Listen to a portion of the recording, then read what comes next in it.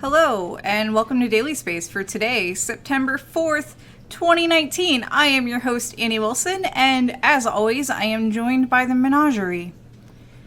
So, it's a Wednesday. It's me doing Daily Space. Y'all know what that means. It means we're going to talk about the things that launched, the things that are going to launch, and the things that didn't quite go right. Because there's always that. So, let's get at it, shall we? At any point, you can ask me questions. Just make sure to @ me so it's easier for me to find later. And I'll do my best to answer them. I don't promise that I have all of the answers. Someone in chat usually has an answer if I don't. All right, for real. Now, let's dive into this. Okay, first of all, Rockot launched a Russian military rocket. I'm not joking. The name of the rocket was Rocket, pronounced Rocket. Rokot. Russian's weird. Anyways, it launched the Geo IK-2 parentheses 13 Lima mission on Friday, August 30th, 2019 at 2 p.m. UTC. We didn't stream this, because it was Friday and I was not home, and B, it was a Russian military launch. But yes, we have launch video because we always have launch video. And warning, rocket launches are loud.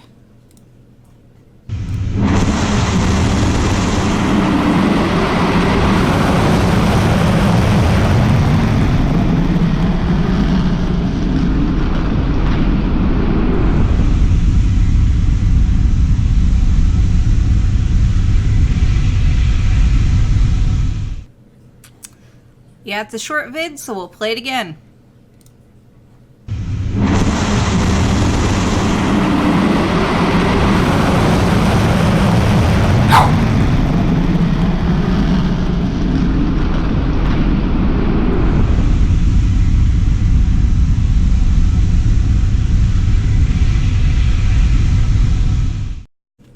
So yes, it was a very quick up. This was actually it's a small rocket for starters, and the pretty orange and yellow means that they used UDMH unsymmetrical.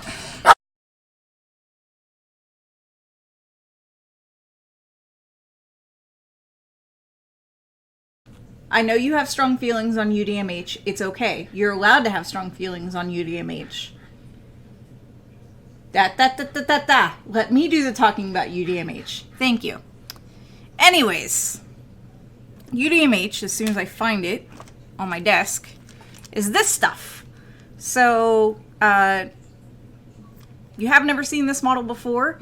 It is nitrogen. 2 nitrogens are the blue, and methyl group is this black thing with 3 hydrogen attached. It's just a carbon with 3 hydrogen attached. These 2 nitrogens are considered hydrazine, and dimethyl because there's 2 methyl groups, and unsymmetrical because they're only on one side. So that's the fuel, and the oxidizer is dinitrogen tetraoxide. So again, the blue is nitrogen, the red is oxygen, and they don't have full double bonds. I'll kind of do my low-tech zoom. They don't have full double bonds because the charges are split, and this is the oxidizer. So these 2 things make that pretty yellow-orange discharge as the rocket goes up, but these are really toxic and you really don't want to be near them. The only reason why it's used is because it's, the best compromise between a liquid and a solid fuel for rockets. The rockets can be filled and just left. They don't have to be continuously fueled before launch. So, yeah, this was the 30th launch of the rocket, and the Russian aerospace contractor, oh my goodness, my Russian needs help, Khrushchev oversees the rocket program, and Khrushchev, oh my goodness, I am so sorry, y'all. They own a majority share of Rockot, like literally 51%, which is why I'm attributing the launch to Rockot. Words are hard. Anyways, so Dave has a whole lot of info in here. And I'm going to try to go through all of it. The vehicle launched from the area some 800 kilometers north of Moscow, following a trajectory which took it over the Arctic Ocean. The 2 liquid-fueled lower stages are parts of a decommissioned Russian intercontinental ballistic missile. Remember, these things aren't so different, just one orbit intersects the Earth and one does not. And U.S. Air Force tracking indicates successful deployment of the payload into a nearly circular sun-synchronous orbit roughly 950 kilometers above Earth. So, yeah. Small rocket. I think we talked about this last week, and I might have had more information on the payload, but this is pretty much all I have for you on this thing. It went up. Nothing blew up. We're all good. So, yeah. Alright, next launch that happened. Why are you being weird? Don't be weird. Thank you. Next launch that happened also happened on Friday, later on Friday. ExPace launched a, we'll just call it a KZ, Kilo Zulu -1 Alpha rocket carrying the Kilo X-Ray -09 mission on Friday, August 30th, 2019 at 11:31 p.m. UTC. And I think this was actually live streamed, but there was no way I could cover it. We'll get to more of that in a second. So, I do have for you this, okay, it is working. I do have for you the mission patch. And the mission patch, you know, you have the Kilo Zulu -1 Alpha indicating the rocket type. You can see the rocket with the ExPace logo on it. The Kilo X-Ray 09 for the mission, outline of a satellite, this weird looking vehicle at the bottom, and 3 stars. So the 3 stars, I believe, correspond to the 3 launches, including this one, of this very particular rocket. And that weird vehicle at the bottom is the Transporter Erector Launcher, which is kind of neat. This was also probably at one point also a missile, or based off of a missile. So yeah, I have more pictures. So this is the Kilo Zulu -1 Alpha rocket on that TEL. This may or may not be from this particular launch, but I felt like it was a good image of the essentially mobile launching platform with the rocket and in it with humans for scale. So as you can see, this is not a very big rocket. It really isn't. And here is an actual photo of launch. And yes, there is launch video. This is a solid fueled launcher, and Dave adds that it is likely based on Chinese military technology. It can't carry a whole lot of anything to low Earth orbit. 200 kilograms, so it's 100 2-liter bottles. And tracking data does show that the 2 satellites...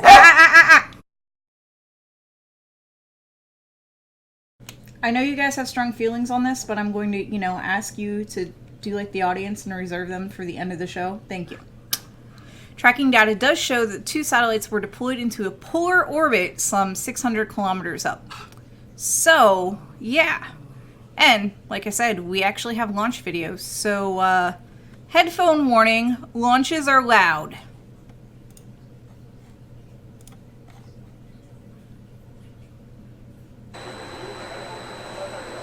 And I forget how far into it, but this is just shows you the launch vehicle.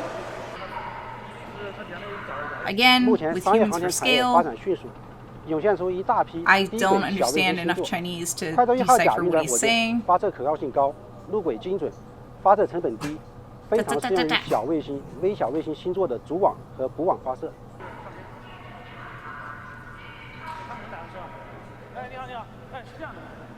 So we're gonna, because this is 2 minutes, so we're gonna skip ahead. That was probably a bit too much.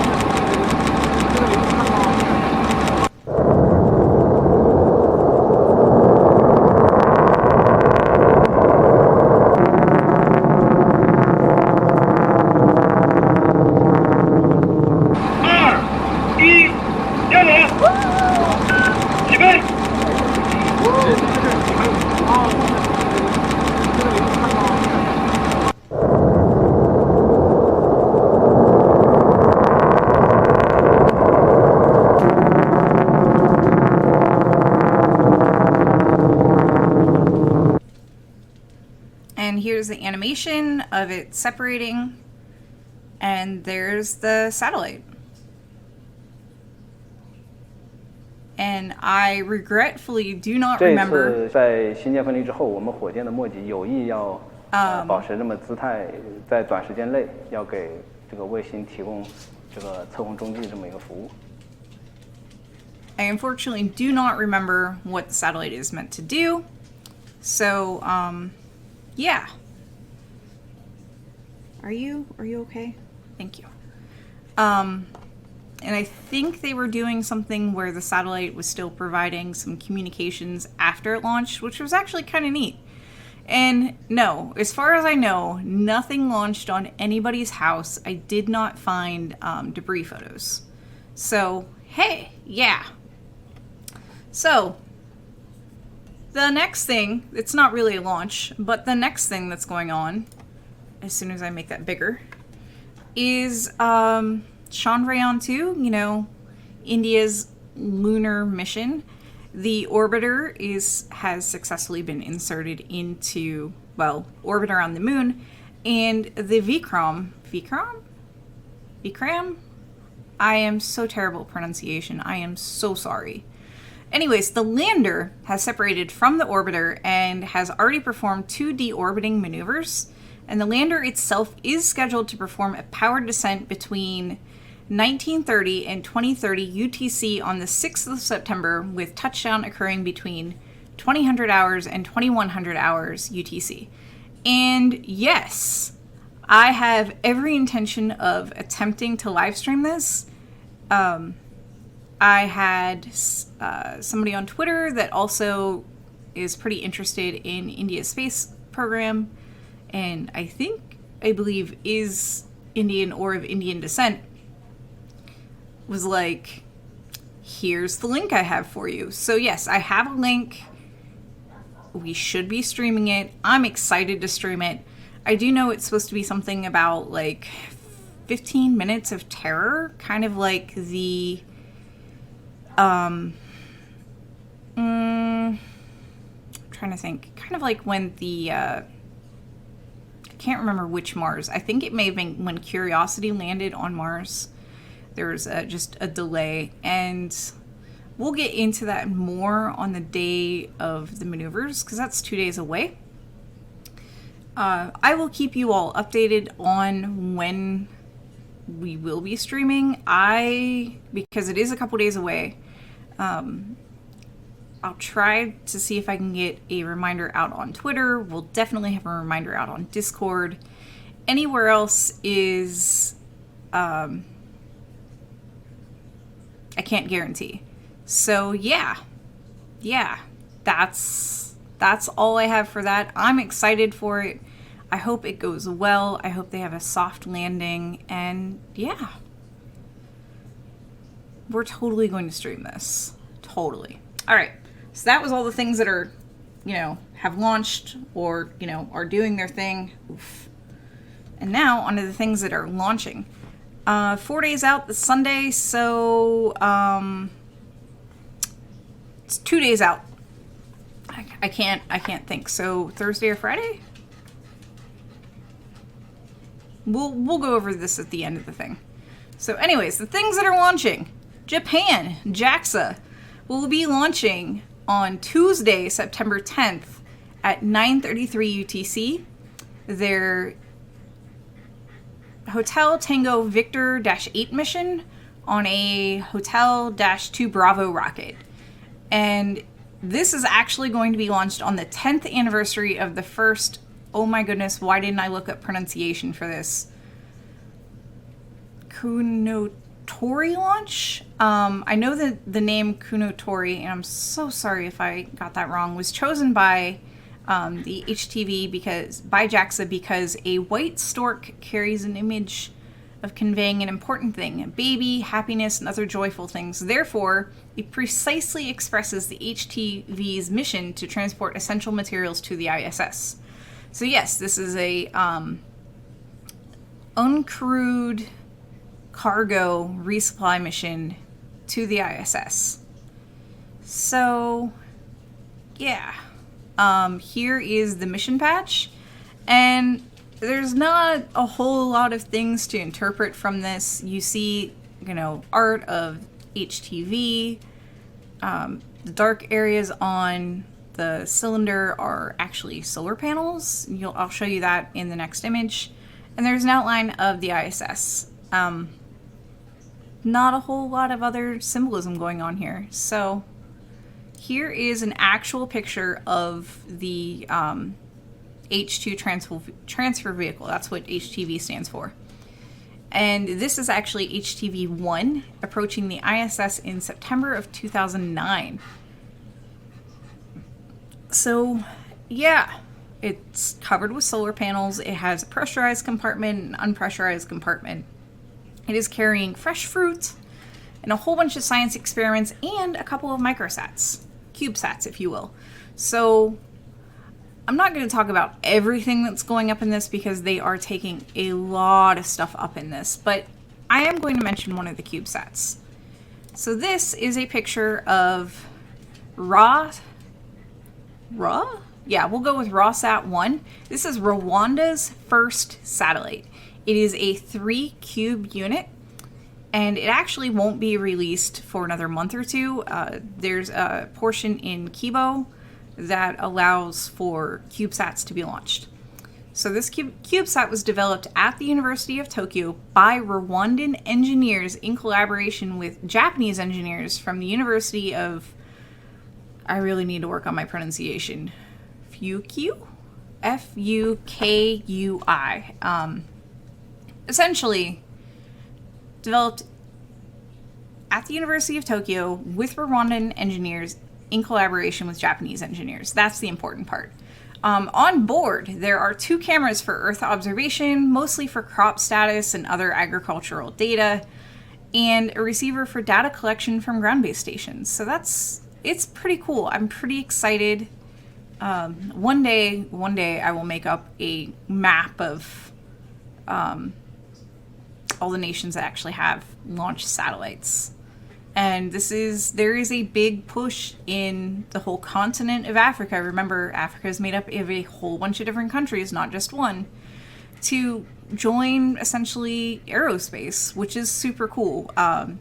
Monitoring crop status doesn't sound like a big deal, but it can mean the difference between, making sure everybody's fed and protecting crops from, an impending drought or something. So, yeah. I thought it was cool, so that's why I shared it. Anyways, on to the next one. This photo is practically infamous of this.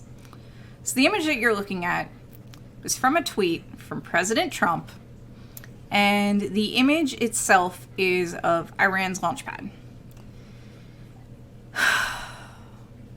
The internet essentially proved that yes, the image was taken by a classified US satellite, and yes, the image tweeted was most likely not the original image, but a picture of the image.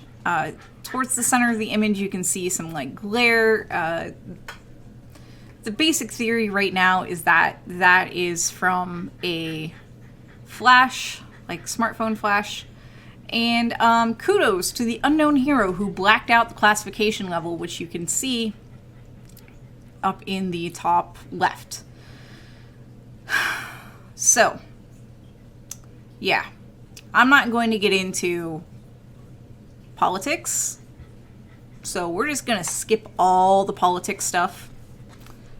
We're just not going to touch it. But we are going to talk about more about this image and, you know, how it was taken and all those other fun things. So Dave adds that Scott Manley pointed out during his video on the subject that the details of the imagery don't actually reveal very much that we didn't already suspect, which is true. This is probably the best resolution image we've had that I've seen of Iran's launch area, but it's just better detail of the things we already knew were there. And there's a spaceflightnow.com article to back this up. The only new thing about this image hold on, let me start that sentence over. The only new thing is that the imagery of this quality has not been previously officially released, and the details of the image seem to confirm the capabilities long expected of, you know, this particular, you know, satellite. So let's talk about the satellite that took this image. So the satellite that took this image is called USA 224. It is a suspected Keyhole 11, Kilo Hotel 11 for short, type electro-optical surveillance satellite owned by the National Reconnaissance Office. It launched January 20th, 2011, making it Block 4? I think it's Block 4. Among a United Launch Alliance Delta IV heavy rocket from Vandenberg Air Force Base, California. So the KH-11 satellites are believed to carry telescopes with 2.4 meter mirrors, the same size as the primary mirror of the Hubble Space Telescope. Essentially, it's a Hubble that points down at Earth instead of away from the Earth. And this image came from Wikipedia. You can find information about this from Wikipedia. I know we've talked about this on prior shows. I just can't remember when we talked about it. Yeah. Anyway, back to the explosion. This is a different image, not nearly as high resolution as the one from USA 224. This was taken by another commercial company, Maxar, and it looks like it was taken shortly after the explosion. And, yeah, so what went wrong? The prevailing theory is that something went wrong during fueling. And since the rocket never made it off of the ground, it doesn't count as a launch attempt. Iran still has 2 launch attempts. So remember, space is hard, and Iran is pretty much doing everything on their own. Enough about that. Let's move on to other things. So, yeah, there was some kerfluffle from ESA about repositioning one of their satellites, and it kind of made it into a bunch of news, and it made it sound like it was a big deal, and guess what? It's not that big of a deal. Because I was like, oh my, I need to talk about all of this, da-da-da-da-da. And essentially the only reason I'm mentioning it is because if I don't mention it, somebody's going to ask. So I went down this weird rabbit hole of, what all happened? What was SpaceX's response? Da-da-da-da-da. ESA said themselves in 2018 they repositioned, changed orbits for satellites something like 28 times. I know. It happens sometimes, buddy. And then I found a tweet from the Iridium boss that was like, this happens all the time. It's not a big deal. We don't announce it every time we happen. And the issue here, Dave adds, is that the ESA thinks it deserves right of way in the case, and SpaceX seems to have come across as non-responsive. And, Dave also adds, note that nearly all of Iridium's avoidance is for debris, not live objects. So, yeah, usually satellites avoid debris and things that can't move, not other live objects. I don't know. Dave also adds that he believes that this is a learning experience for SpaceX. They must be more visibly responsive to the concerns of their orbital neighbors or people like ESA. Because there's not really a whole lot of rules in space, and there need to be more rules in space. Well, I think there should be more rules in space. Like, there's not really, it's not clear who gets right of way. You're done with this, aren't you? You're very much done with this. I know, buddy. I know. If you can't see it, the cat is struggling to get out of my grasp. Anyway, reality, both satellite operators should have been in active open contact, and the incident possibly could have involved the adjustment of both of the orbits. So, yeah. Yeah. And now I'm just seeing Dave's note about please see the next slide before streaming and or including any of that commentary which was included beforehand. Oops. Sorry, Dave. So here's a statement. SpaceX did acknowledge it should have taken more action if it weren't for a bug in its on-call paging system.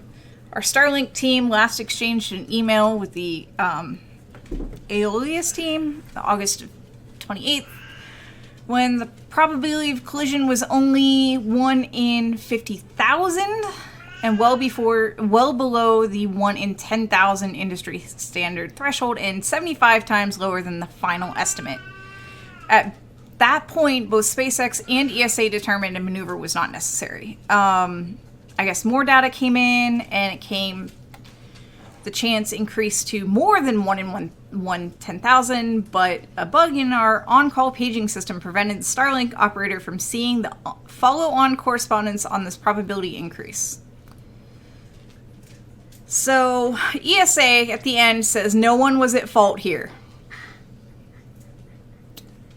But, yeah. Yeah. And apparently, this negotiation is done through exchanging emails. Alrighty then. Alrighty then. So, sorry, Dave. I can't read. I can't read. Anyways, so that's all the space news I have for you. Yeah. Space is new. Space is hard. Space news can be hard sometimes too. All right, so I'm going to scroll up and read through all of your questions and get all of that. Pendering says, I'm not saying it's aliens, but it's aliens. Let's get some dogs on, shall we? Let's get some dogs on. Have some dogs. Tried my best to keep the cat quiet, so at least now I can reward you with dogs. All right, I'm going to scroll up now. Now is also a good time to, ask questions if you haven't already, and things of that nature. Things of that nature.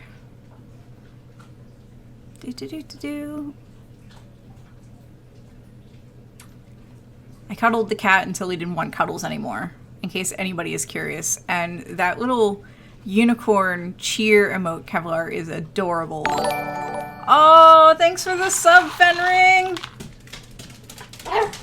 Come on! Girl, Tinker. And make it rain! That was one too many. Now, what I think with Tuffy coming in interrupting, I think it's because he hears the dogs bark, and that wakes him up, and he thinks the dogs barking means food.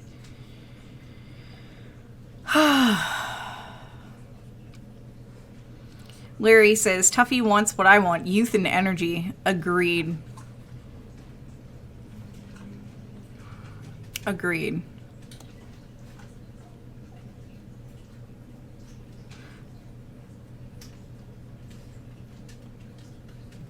Oh, did Wayne gift Falco Online a sub? If you did, that was amazing. So Friday, the reason why nothing was streamed on Friday, and literally nothing was streamed on Friday, is A, it was the Friday before a holiday weekend here in the US, and B, I was still in Dallas-Fort Worth. So, yeah. Raj asks, did I see the Starhopper do its 150 meter hop and the news on ISRO's Chandrayaan-2 arriving on the moon and lander on its way to the moon's surface? I did not see either. I know I reported the Starhopper's last hop last week, and I've only been tangentially following Chandrayaan-2 for the last week or so, because last week I was in Tucson at a retreat for PSI, Planetary Science Institute, who is our host organization. So, yeah. I like how everybody's like, words are hard.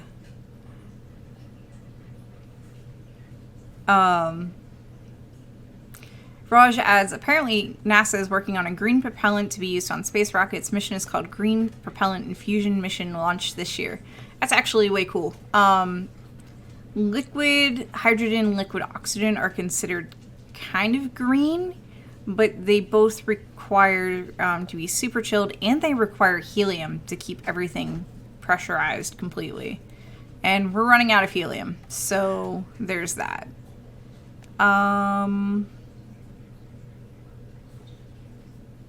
Yes, the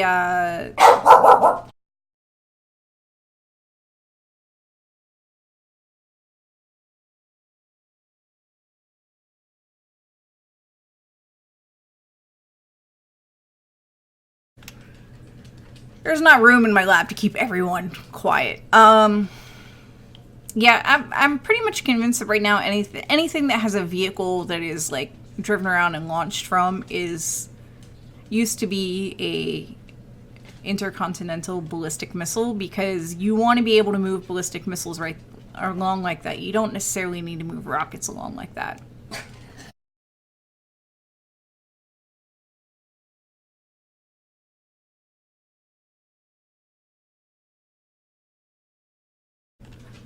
And Paranor says, hopefully didn't land on somebody's house. Bill adds, hi Bill! And I know we already got a shout out for you. That it's happened before. Yes, the Chinese rocket parts landing on houses is a thing, and yeah, there weren't pictures of debris this time. I don't know if it was because it was all small and it avoided everything, or ended up in not populated areas, but yeah. Borg cubes weigh way more than 200 kilos. All right. Wayne Johnson asks, how many cows did the Chinese launch kill this time? None. An Intelsat on a Long March 3 dropped onto a small town, adds Bill Nash. Yep. So Raven Lillian asks, what were the times for the Chandrayaan landing thing? So let me pull that back up. I think we answered it in chat, but let me pull it back up again just to be sure. So the times, the lander itself is scheduled to perform a power descent between 1930 and 2030 UTC. So that's between 7:30 p.m. and 8:30 p.m. UTC on September 6th. So for me, that's 2 days from now. And the touchdown is to occur between 2000 and 2100 hours, September 6th, also UTC. So that's between 8 and 9 p.m. UTC, also on September 6th. And yes, we are going to try to live stream it. And yes, I will try to keep you all updated as to when I actually go live.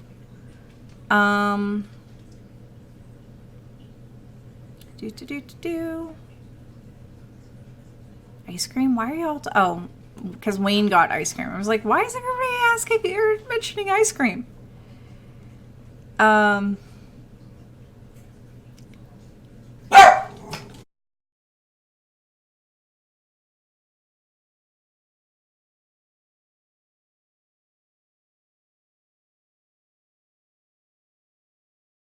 don't know what they're barking at. It's driving me crazy though. You think I'm driving? You think you're going crazy by the dogs barking? I have to live with them. Fenring says, I shall name my firstborn impending drought. 'Tis a name that will instill fear in our enemies. I mean, yeah. Yeah. Falco says, right away in 3 dimensions in regards to the kerfluffle between ESA and SpaceX. Yeah, I don't think that's been determined. I know somebody said in Discord that we have laws out at sea, even in international waters. The difference is that humans have been sailing for way, way longer than humans have had stuff up in orbit.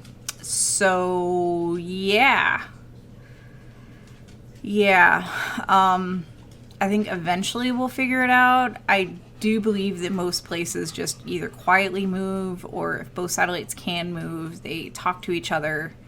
And the kerfluffle was an example of, you know, press gone bad. Because that, let's face it, adding SpaceX or Tesla or Elon to anything instantly gets people's attention, for better or worse. And I think the press could have been handled a bit better. And, you know, maybe it would be beneficial to know every time that a satellite is rearranged in orbit. That would actually be pretty cool to know. Like, hey, we had to avoid this, we had to avoid that. I think the Iridium boss was like, yeah, that's actually a good idea to start mentioning every time that we've had to move a satellite, because they keep records, but the public at large doesn't know how many times satellites are rearranged. So that might be an interesting data point to track. I'm not saying I'm going to track it personally, but I think that is kind of interesting data. Just like I didn't realize how many launches there were a year until I started paying attention. So same thing with this, unless you're really paying attention to all the satellites, and oh my goodness, are there a lot of satellites, you really don't know all of what's happening. So yeah, I'm trying to get this to do what I want it to do so I can show you something, but it's pretty much like nope, nope, nope. I was going to show you the Stuff in Space page and just have that up while we talk about stuff in space. Stuff in space. So give me 1 second to get that up for you all. There we go. There's the stuff in space. So while we continue to go on,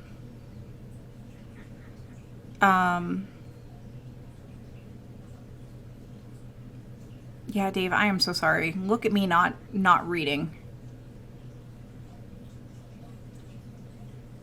Raj asks, did I see or hear anything about JWST completion? I think they did a vibration test. Was that them that did a vibration test and nothing fell out? I really don't follow JWST a whole lot. I'm not quite as bad as Dr. Pamela, where all satellites are dead to me until they're, you know, up in space and have received first light. But, oh, that's what it was. DPI says JWST is not complete. The dish has only been mated to the bus, which means they literally put, if he's just saying the dish, then they just put it on the thing that puts everything, that holds everything together. That's all the bus does. So hi, Crossbound. Yeah, you're a little late to the party. It's been a little crazy. Veronica says, I wonder if there's a universal language used to communicate between satellite carriers. It might be English. It might be English. DPI said, or asked, does that mean your cat gets liquefied Cheerios soon? The cat has zero interest in Cheerios. The Raven Lillian asks, so how many different countries have landed or tried to land on the moon now? I don't know that number nearly as well as I know about the number of toilets in space, and I feel like I need to change that.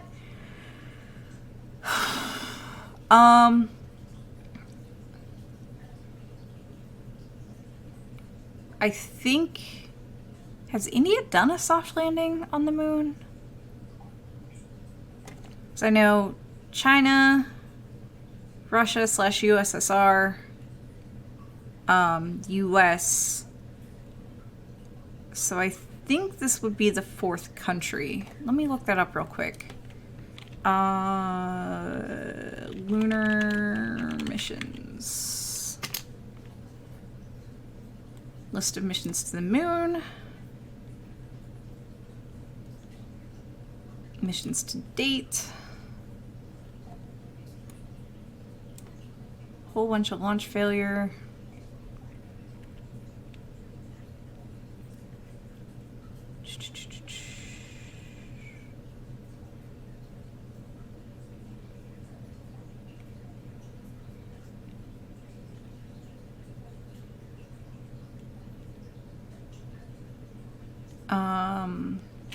Japan had a flyer orbiter, had 2 flyer orbiters. No, 1, because there was a spacecraft failure. Geotail was a Japan NASA joint program. ESA sent an orbiter. Japan sent orbiters. China sent an orbiter. Chandrayaan-1 was an orbiter. Moon impact probe by ISRO was deployed from Chandrayaan-1, and it was an impactor, so it's considered a hard landing. So I think LuxSpace did a flyby. Space IL did spacecraft failure and or crash landing. So yeah, I think Chandrayaan-2 will make India the 4th country to soft land on the moon if it's successful, and I really hope it's successful. Yeah.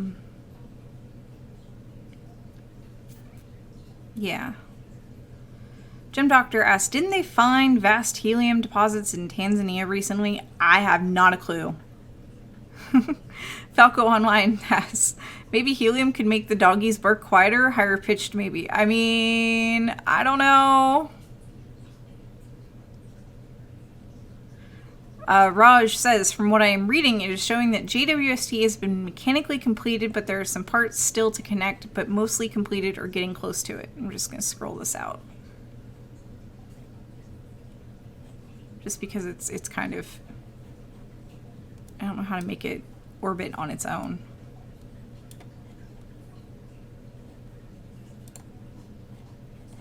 Let me refresh, see if that does it.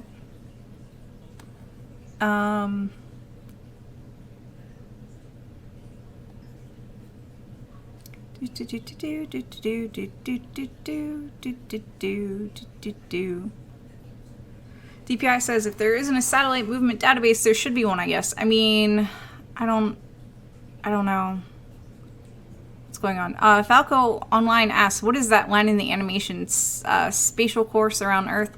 If you see a random line like this, that is the orbit line. If you're talking about this bigger, like, row of red blobs, that's actually a very particular orbit.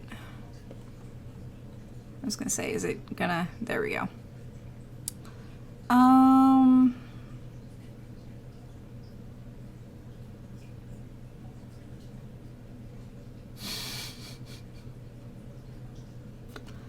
Beerbong asks, are there any other countries that are planning on landing on the moon? Let's see if I still have that up. And I'm gonna refresh this just so the lines go away. Because the lines are annoying to me. Planned future missions.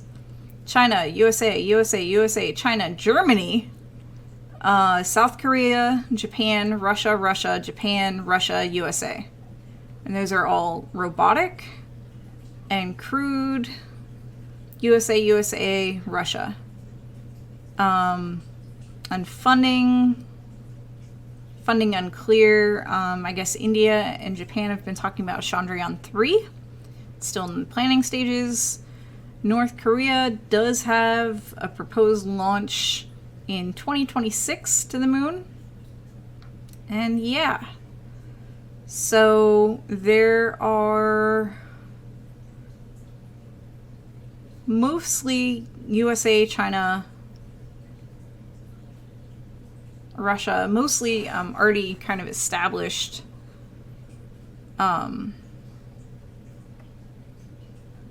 countries that have, you know, been there, except for Germany and South Korea and Japan. Those ones are the 3 countries that haven't landed before, haven't done a soft landing before. Germany, South Korea, and Japan. So, this Raj asks, is this showing satellites or a mix of satellites and orbital debris? This is a mixture of satellites and orbital debris. It is literally all kinds of stuff that's in space. Literally yeah, all sorts of stuff. Okay, so let's look at all of this, because zooming out makes it stop. So that's as far as I can zoom out. You can see kind of this band here, along with a, how do I get that one to do? Along with that kind of thing. So let me just change from the top.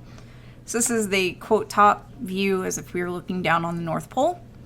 And there are a lot of, I'm not entirely too sure what this orbit name is, but the line that I have highlighted is there's a bunch of satellites in this particular line. It's kind of like the equator. And then there's this big tilted band from like here down to here, more or less. It's kind of hard to show, but it looks like a big tilted band if I zoom out. And that's the graveyard orbit. And these things are color-coded, like gray is debris. So let me just click on this. This is debris from Charlie Z-3 Bravo, which is a Long March 3 Bravo rocket, and it was identified in 2010. No idea when it's going to deorbit. Some Breeze M debris. I can't remember what red and blue are. Oh, blue is a rocket body. I'm not sure why it's not considered debris. I think yellow are, let me click on yellow. Yellow is unidentified, like this is Object F from 2018. And red is, this says it's just a payload. It's been up there since 1994. And there are people that track all sorts of this stuff. And of course there's like an object, a Thor burner. I don't even know what Thor is, but it's part of a rocket body. But yeah, there's a whole lot of stuff. And there is a CubeSat that I really like because I thought it was a fitting memorial for a black astronaut, or somebody who would have been, you know, the first black astronaut. But I can't ever remember its designation, so I can't show it to you. But yeah, this is a pretty cool site. Oh, thanks for the follow. Thanks for the follow. So here's some Cheerios, and oh wait, I don't have the dogs up. I just realized I don't have the dogs up. Puck's waiting. Here's Cheerios, and make it rain! All right. How far out is the moon compared to all of this stuff? That is a very good question, and I don't think the moon is shown on this. One day I will have a good answer for that. One day. You may need to ask or ping me in Discord or send a private message to this account for me to remember, because I have like a gazillion things going on in my head. One day I will know the answer to that question. So DPI says stuff goes out to GEO, so probably roughly 36,000 kilometers. Open Cage says I'm going to say about 11 times from the furthest. And I think Open Cage is right, because DPI is saying the moon is 384,000 kilometers out. So the moon is nowhere close to any of this. So more Cheerios and make it rain. My dogs are very, very happy. But yeah, I like stuff in .space is literally the name of the website. And yeah, it shows you everything that's in space, and it is kind of terrifying, but also kind of cool. I don't think there's a way to narrow down, you know, hey, to see over time, this is what was up since then, since, you know, whenever, and that might actually be kind of a complicated thing to program. I really don't know. But I do appreciate all of the hard work that has gone into stuff in space. So, yeah, that is pretty much everything I had for y'all today. Not a whole lot of rocket launches going on this week. And I don't think... was the space line supposed to function better closer than moon came? I don't understand that question, Open Cage. Not a whole lot going on this week.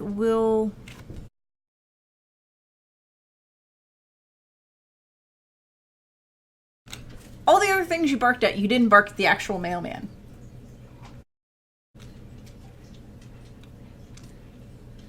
All the other things.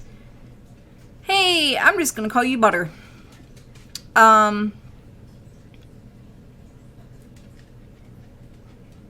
Yeah. Anyways, not a whole lot going on. I will keep you posted for the Vikram landing stream, because I plan on streaming it. It should be cool. And I should know more about the Bennu victory stream probably later this week, maybe early next week. As a reminder, Dr. Pamela is home. She is not feeling well. She may or may not be able to stream tomorrow. We'll figure that out later. Don't worry about that. Don't worry. Bennu mappers will be closed, so students working on the OSIRIS-REx project can go and essentially verify how awesome you all are. Once we find images that people just noped out on or accidentally clicked submit without making any marks, that will be... all those images will be available for Phase 2. And the other Phase 2, I don't know anything about at the moment. So, yeah. Yeah, that's pretty much all I know.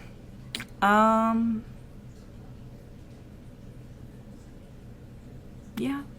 So, I expect the rest of this week to be pretty chill. So, thank you, everybody. And now for Wall of Text time. And if anybody has any suggestions for who to raid, posting them while adding me during the Wall of Text is a great time to do that. So, first of all, we are brought to you by you. So thank you for all of your subs, your follows, your donations, your pledges on Patreon, your bits, everything. Thank you for doing a science. Thanks for hanging out with me. All this other stuff. I know there's awesome extra bonuses on Patreon if you pledge on Patreon. I do know that transcripts go out, or rough transcripts go out, after the show, and we're talking about making clean recordings of the show and putting them up on a podcast, probably to be released to our Patreons first. So, yeah, you guys won't hear all the dogs barking. You won't hear the cat meowing. And I will probably sound a whole lot more intelligent thanks to editing.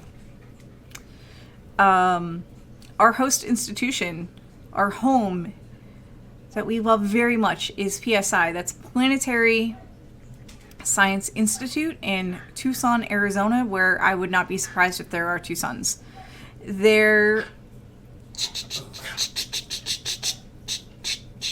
It's okay. You can do this. You can do this with me. Come here. Come on. I know. She's just now barking with the mailman. It's okay. We work in collaboration with Youngstown State University here in Youngstown. It's pretty decent outside Ohio. And, yeah, things and stuff. Stuff and things. We stream Sunday through Friday at 1700 hours UTC. Right now that is 1 p.m. Eastern time. When the time inevitably changes, because we change times, just remember 1 p.m. Eastern. And everything's archived on YouTube. So if you missed the stream, you missed the video on demand, it's on YouTube. And I think that's all. So have a, wherever you are in the world, have a, oh, bonsai streaming. Awesome. Let me look up bonsai while I, you know, kind of flabbergast my way around. Come on, come on, come on. Bonsai. Perfect. Got it.